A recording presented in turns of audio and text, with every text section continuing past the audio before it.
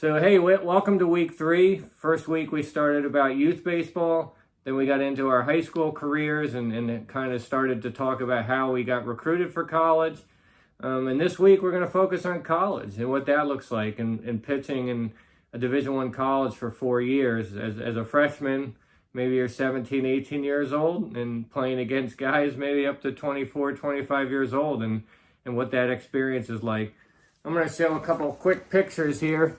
This is what I looked like in high school. We talked about the high school career. That was my no-hitter, getting down pretty low. And then that was our state championship picture there. So I don't know who that young guy is there, Aaron, but that's over 30 years ago or whatever. So that's quite a long time ago. Like a pretty good prospect. Pretty good prospect. Yeah, so today we're gonna focus on talking about our college careers. Maybe we'll split it into two. We'll kind of talk about your first 2 years at Clemson, and I think you alluded a little bit to that last time about how many innings you got and kind of how those first 2 years went with the coaches and your development. I'll talk about my 2 years, and then we'll kind of get in the last 2 years of, hey, maybe we got a little bit better, how we improved and, what our outlook was for getting drafted in those last junior and senior years. So I'll let you start, just kind of give us some insight as you walked onto the campus of Clemson as a first-year student. You got classes on top of baseball and kind of how that all went.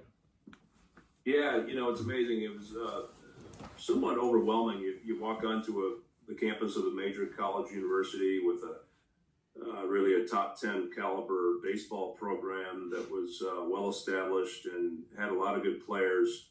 And you really don't, at that age, it's difficult to have any sense of perspective. You go from being the big fish in a small pond in high school and into a program like that where they were ranked in the top 10 the year before, went far in the regionals, and just missed Omaha, things like that, and had a lot of guys drafted. You just don't. You realize that you're walking into a situation where everybody's a big fish in a small pond at the previous level, and it's a whole different game. And it's once you get in those fall inter squads and scrimmages, you realize, wow, everybody is pretty much as good or better than I am. And so it was a great baseball environment, and it forces you to get better. And the coaching staff was great.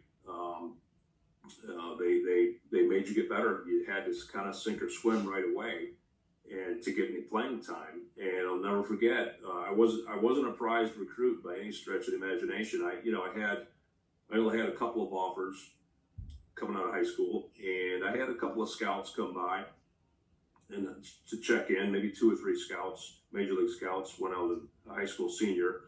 But basically, I was left-handed, and that was probably the appeal. I mean, if I was right-handed throwing, 87 to 89 in high school, they wouldn't be showing up. So, long story short, I got lost in the shuffle as a freshman, and that spring, I threw a grand total of 7 2/3 innings.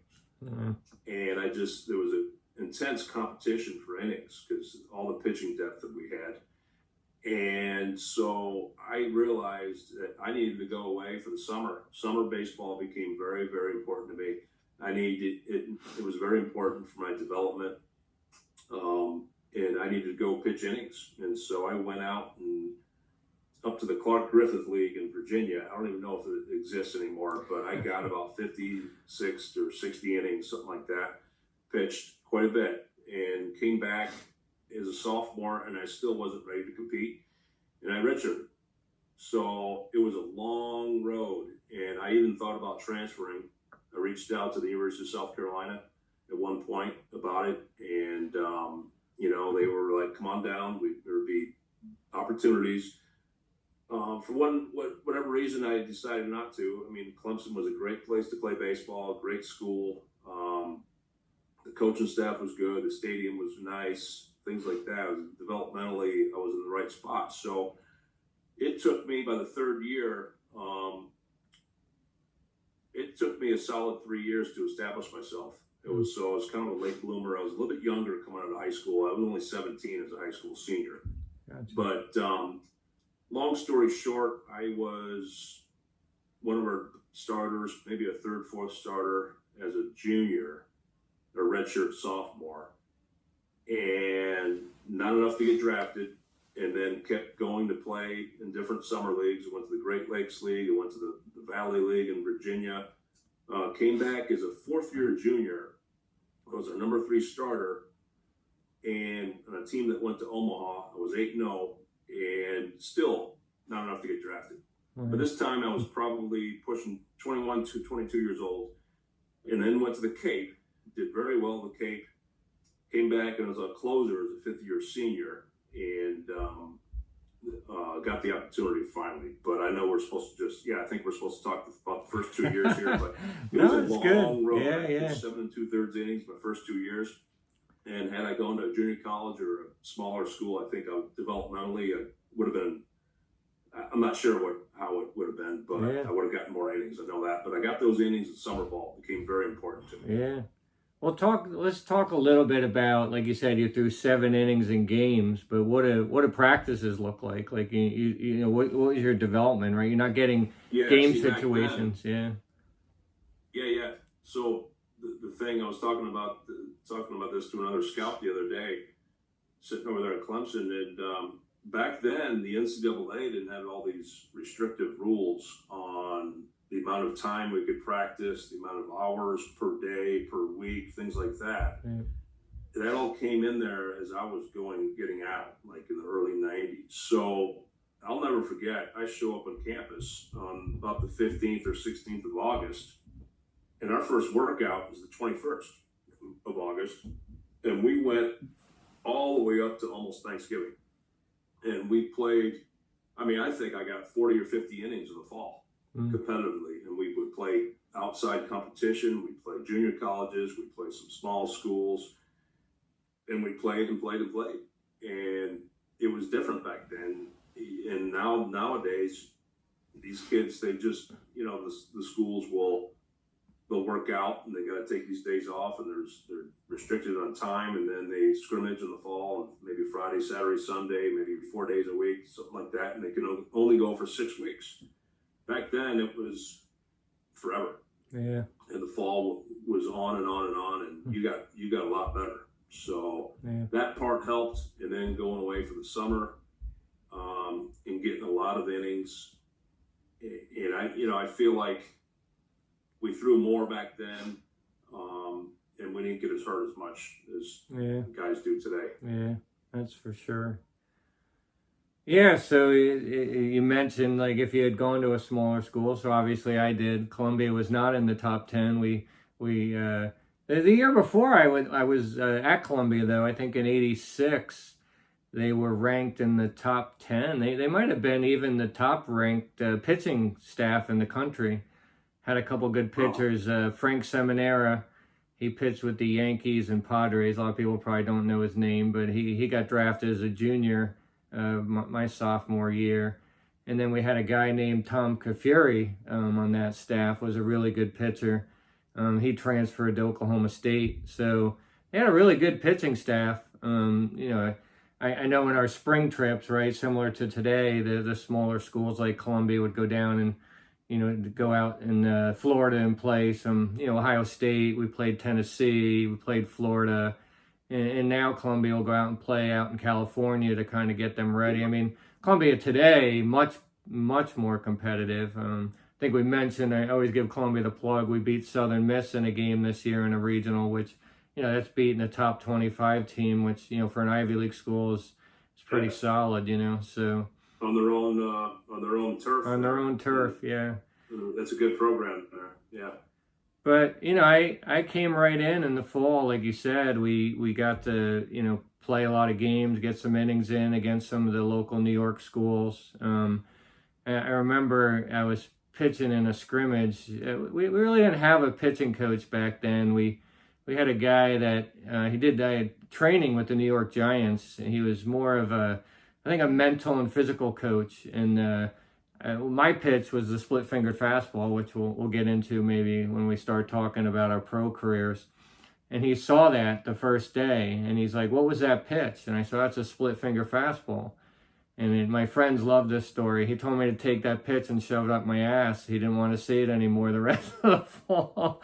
And I'm like, that's my bread and butter pitch. But like I said, he was more of like a mental, and he did a lot of, I think, physical stuff with the Giants. So he kind of took away my best pitch, and it made me have to develop my fastball and change up and my curveball a little bit, right? Because I couldn't use my best pitch that rest of that fall and into the spring season. So, it's kind of different but interesting approach. But I'll tell you, not just intimidated by the baseball, but intimidated by the classes. You got to go to class every day. You got to pass your classes to make sure you can stay on the field. There's academic requirements.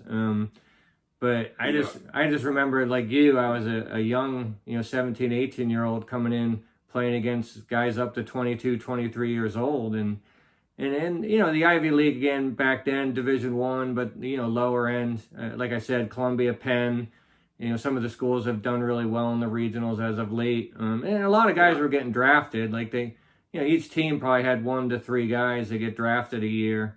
And Penn especially. Penn, we'll talk about some of the Penn guys I played against in a minute that were pretty high up there in the draft. But, so I got knocked around. I probably got my 55, 60 innings. I think I went 1-5 my freshman year. Probably ERA around 5, which I guess, looking back, as bad as I got knocked around, 5 ERA probably wasn't too bad. But I even remember one story. We went up to Cornell, and I was in the starting rotation as a freshman. I was supposed to pitch the second game. Back then, we would do double headers Saturday and Sunday, so we might go to Cornell and Princeton or something. So 2 games Saturday, and then get on the bus and go play 2 more games on Sunday. But I had to start in the second game on Saturday against Cornell, and we're up there and it's snowing. It's March, it's not hot like the South.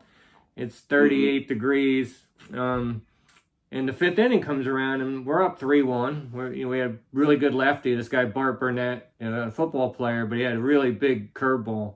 Didn't throw super hard, but he could spin the curveball. And he gets into trouble in the 5th. And the coach goes, "Hey, coach, go down to the bullpen and get loose." And I'm like, "Coach, I'm starting the second game." He's like, "Go get loose." So I get up in the 5th inning. Bart gets out of the jam. We're still up 3-1. 6th inning, gets in trouble again. He's like, "Hey, go back down to the bullpen, get loose again."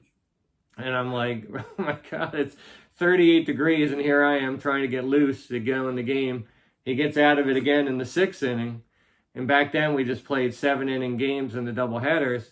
So 7th inning, gets in trouble again. He's like, "Oh, get down there, go get loose." 3rd time, I'm getting loose. And I'm supposed to start the second game. And I'm a freshman, right? And so this time, he doesn't get out of trouble. And he, makes the call to the bullpen. Here I come in, a freshman. My first Ivy starts. And first pitch, fastball, over the guy's head. He tomahawks it off the left field fence for a triple, and they win 4-3. I think I threw 1 pitch. Game over. And so he's like, "Hey, you're starting the second game." I think I pitched all right. Maybe I pitched 5 innings. It was a close game. Maybe we lost 3-2. But I was like, I might be in the NCAA record books that I lost 2 games in one day, like that quickly or something. Welcome to D1 baseball. Welcome to D1 baseball. And, in the Northeast, where it's 35 degrees in April, and after coming back from a warm summer trip to Florida or something. So yeah, that's amazing. But just to tag on, my sophomore year, I think I had 2 wins. So I think I went from 1-5 to 2-4. Had a little more success. I had a couple really good games. Started to kind of figure it out that I couldn't blow everybody away like high school, right? I had to throw some off-speed pitches, and by that time, that coach was gone, so I got my split finger back to kind of help me out a little bit. And, a little more success to kind of start to build for those last 2 years, a little more confidence. But, again, I was, at that smaller Division I school, I was getting my 55 to 65 innings, so, it was really helpful. And helpful, too, that the coach continued to let me pitch, right? I mean, I'd have a great game and then not such a great game, and then a great game. And, some of these bigger schools, there's 20 guys waiting to take your spot, if you don't produce, right? So yeah, it's all about opportunity. I see as a scout, I see this happen quite a bit at the major programs, where a kid comes out of high school, a solid recruit. I mean, I'll scout some of these kids in high school. One kid comes to mind in particular, Justin Wrobleski. He's in the big leagues with the Dodgers right now. I had interest in him at a high school, 3rd round, 4th round range, somewhere in there. And he went to Clemson, and he got a chance or two early on, and didn't go well. Mm-hmm. And they kind of buried him on the bench. Then he ends up at a junior college the next year for a year or so, trying to find himself, get some work in, get some innings. Next thing you know, he's at Oklahoma State. The velocity picks up. Dodgers took him like in the 10th or 11th round, I believe, and then now he's in the big leagues. So, it's, I don't know what the right path is, but each player has his own developmental path. But it's, sometimes the smaller schools, there's more opportunity to develop in that respect. And a lot of these high school kids want to go SEC, ACC, or bust. And then they sit the bench and don't play in the first year. So, and especially in this day and age of the portal, which is a whole nother discussion. But, back to your point about, when you're a high school pitcher and you're getting looked at by colleges or whoever, you probably throw hard, or you think you throw hard, because you're throwing a lot of fastballs by high school hitters, right? Yeah. But you get to college and like, oh, okay, everything changes. Okay, I realize I don't throw hard. Yeah. And you have to become a pitcher. Yeah. All of a sudden, command and location becomes important. You got to develop your secondary pitches, and it's just it's eye-opening. It's a whole new ballgame. So yeah, it's crazy. Yeah. It's all part of becoming a pitcher. It's a long process. Yeah, I was talking about Penn before. There's a player I think I talked to you about him a couple times. His name was Wyatt Hensler. And Casey loves him, calls him Big Dog. Every time we went up to see Penn play, he'd hit a home run. But yeah, we got to talk to him a little bit. He's never a home run hitter in high school.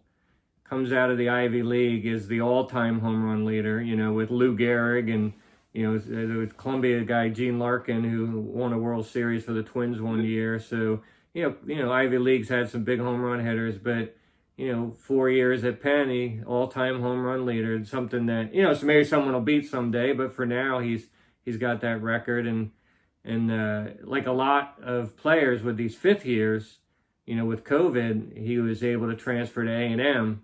He followed his catcher, who I should know his name too, but he played in the College World Series with A&M the prior year.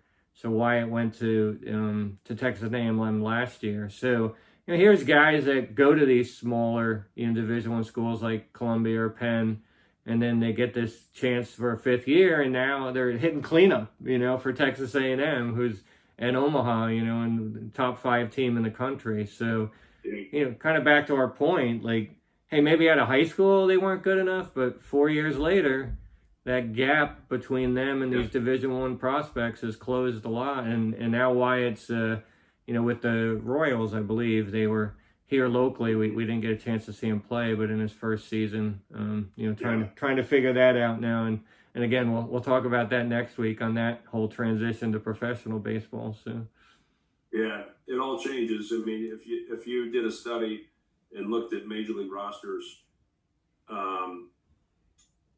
and you would be shocked at how many pitchers in particular were later draft picks and came from mid-major schools, small schools, junior colleges, D2, whatever you want to, not the, anything other than the Power Four, as they call it now. So there's no, they come from everywhere. Players coming from everywhere, all the big schools, small schools, and that's why we've got to scour everything as scouts. You mean they didn't all come from that 12U, team that went 34-0 when they were 12 years old? That's not where you recruit all your guys for the major league? No. So yeah, so your junior and senior year, you started to talk about it a little bit. So you said you had a pretty good coaching staff there. Like, can you think about anything? I'm putting you on the spot here that it maybe a change. We were talking about command and developing other pitchers and becoming a pitcher. Anything in particular you can remember that kind of help you improve and get that opportunity to be the closer your senior year? Yeah, there's a lot of things. I kind of realized that coming out of high school, if pitchers they think they throw hard, or at least I did, and truthfully, I didn't really throw hard, and you start to realize less is more sometimes. And on the days you're not trying to throw hard and you're trying to pitch, your fastball is more effective, and you probably have more velocity. But I was a fourth year junior, went undrafted, went up to the Cape, and almost straight from Omaha. We lost two games there. Went to the YD Red Sox up to the Cape, and I had a start where I went 3 innings. It wasn't a very good start. I gave them 5 runs, and they got me out of there. And then the very next start, I didn't get a single out. I got up a 5 spot in the first inning, and they got me out of there. And after like 5 or 6 hitters, and I'll never forget, my coach Wilhelm at Clemson called me up the next morning. He said, "Hey man, you might want to start getting somebody out, or they're going to send you back." And my career was, I was undrafted, pushing 22 years old as a fourth year junior. My gosh, I was kind of at a crossroads. Yeah. And what happens if I have to go home? I mean, what do I do from here? And I had 1 year of eligibility left as a fifth year senior. So I didn't pitch for a week. And then one day they brought me in on a Sunday at Brewster up in the Cape. And the starter for us that day didn't get an out. He pulled the same stunt that I had a week earlier. So they brought me in, and we're losing 5-0. And the bases were loaded, nobody out. I got out of it and proceeded to pitch 8 innings the whole rest of the game without giving up a run. Okay. And it was just a thing where I went to the bullpen, and all of a sudden flipped the switch, and I got more aggressive for some reason. Coming out of the pen, it was like just a more aggressive situation. It's like, all right, it's got to happen right now. It was more a sense of urgency, as opposed to being the starter and doing the whole long toss routine and trying to pace yourself and all that. And I'm like, wow, that's pretty cool. I like that. And so after the game, I'm like, all right, man, you're a reliever now. And then within a week, I'm closing games, and it went really well. And it went so well that I got named to the Cape All-Star team later on. I basically didn't go for like one more run and a bunch of strikeouts the rest of the summer, and got back to Clemson and like, all right, well, the coach was like, let's put you in the pen, man. We'll use you. And so he would use me as a senior. You don't see this too often nowadays, but I would pitch. I think I had 32 appearances in 65 games, and a lot of those times I would come in the 7th and pitch 2 2/3 or something like that. You just don't see that anymore. Yeah. And his scouts were sitting there for a weekend trying to see a guy pitch 1 inning out of the bullpen. But it made me more aggressive and just kind of let it all hang out. But then it also taught me, I went back to being a starter in pro ball for a stretch, and it was a learning experience. The relieving was such a valuable experience. So I went back to learn it, back to starting, because I realized that, hey, you don't have to go all through this elaborate routine about 100 long tosses and all this stuff in the pregame, all that. And you see a lot of kids at the amateur level leave the first 3 innings down in the pen. And I was like, okay, give me good and loose. I'll find my release point, work up a sweat, and I'm ready to go. Save the bullets for the game. Yeah. And the whole idea was to go 6, 7, 8 innings. And so, so I think it's a valuable thing to have experience both starting and relieving. But it's a lesson in perseverance. I I was obsessed with the game. I never wanted to do anything else. All I wanted to do was play baseball. All I wanted to do was get drafted. Yeah. I would have signed for $10. But luckily they gave me $1,500 in the 43rd round that year. And it was an opportunity. And here I am many years later. We wouldn't be sitting here talking if I didn't have that opportunity. So that's that. Yeah, it's funny, and I never knew that story about you at the Cape, right? And you talk about opportunities, whether it's within the college or, you know, just getting a chance to go to a tryout or getting seen by someone. But here, you got 2 starts, do terrible. Your coach is calling you, telling you, you know, jokingly get somebody out, and then you like flip the switch to the bullpen and make the all-star team and just changes the whole perspective, you know. Sometimes I think kids are worried, like a scout comes out once and they have a bad game and then that's it, right? And there's so many mental parts about baseball that, you know, we can get into a little deeper. And when we talk about our professional careers, right? It's you know, go from high school from playing 30 games and then you go to college and, you know, I don't know, the schedule's a little different today, but, you know, maybe 40 to 50 games in college, but then you go to pro ball and you're playing 150 games. I mean, there's some pluses and minuses to it, but to your point, you gotta love baseball to sit on a bus and, you know, not get paid a ton and, you know, have your ups and downs and you know, dad's not there anymore. You know, he might come out and see you play once in a while, but you grow up as a person, as a man. You know, and you figure out, like, hey, do I really still love this game and want to play when it's not going so well, right? That's the hard part, you know, and you're competing, right? So, you know, when we get, you know, out of college, you know, you're trying to get that professional spot. And in today's day, there's only 20 draft spots, right, for each team now. I mean, you know, some sandwich picks and trades, I mean, but roughly about 20 rounds. There's no more 50 rounds, right? And there's free agents, but that competition to get in those 20 spots for each team it's a little bit tougher. So absolutely, it's never been tougher. We're passing. You know, if you go back in draft history and look at post 20th round, you're going to find numerous big leaguers every single year.